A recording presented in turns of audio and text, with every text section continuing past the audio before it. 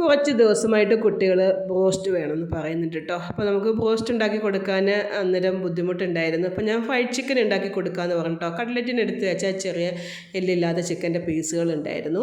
അപ്പോൾ അത് കഴുകി വൃത്തിയാക്കി എടുത്തതിന് ശേഷം ഒരു പാത്രത്തിൽ 1 കപ്പ് വെള്ളം, അതേപോലെ ഉപ്പ്, വിനാഗിരി ഒഴിച്ചു, കുരുമുളക് കൂടി ഇട്ടതിന് ശേഷം ഇഞ്ചി, വെളുത്തുള്ളി, പച്ചമുളക് ചതച്ചതും കൂടി ഇട്ട് കൊടുത്ത് ഒന്ന് മിക്സ് ചെയ്തിട്ട് ഈ ചിക്കൻ അതിലേക്ക് ഇട്ടൊന്ന് അരമണിക്കൂർ റെസ്റ്റ് ചെയ്യാൻ വെച്ചിട്ടോ.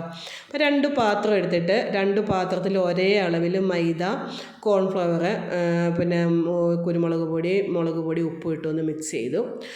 മറ്റേ പാത്രത്തിൽ 2 കോഴിമുട്ടയും പൊട്ടിച്ച് ഒഴിച്ച് കുറച്ച് പാലും ഒഴിച്ച് നല്ലതുപോലെ ഒന്ന് മിക്സ് ചെയ്തതിന് ശേഷം നമ്മുടെ ചിക്കൻ്റെ പീസ് മുട്ട മിക്സിലിട്ട് മുക്കിയതിന് ശേഷം മൈദ പൊടി മറ്റേ പാത്രത്തിൽ വെച്ചിട്ടില്ല അതിൽ കൂട്ട് ചെയ്ത് തിളച്ച എണ്ണയിലേക്ക് ഇട്ട് ഫ്രൈ ചെയ്തെടുത്തിട്ടോ. അപ്പോൾ നമ്മൾ കടയിൽ നിന്ന് വാങ്ങുന്ന ആ ഫ്രൈഡ് ചിക്കൻ്റെ അതേ ടേസ്റ്റ് ഉണ്ട് കേട്ടോ. നല്ല അടിപൊളി ടേസ്റ്റാണ്. അപ്പോൾ കുട്ടികളുടെ ആഗ്രഹം എല്ലാവരും പ്രസവിച്ചും കിടക്കുകയാണ്. അപ്പോൾ ആഗ്രഹം നമുക്ക് സാധിച്ചു കൊടുക്കാൻ പറ്റി.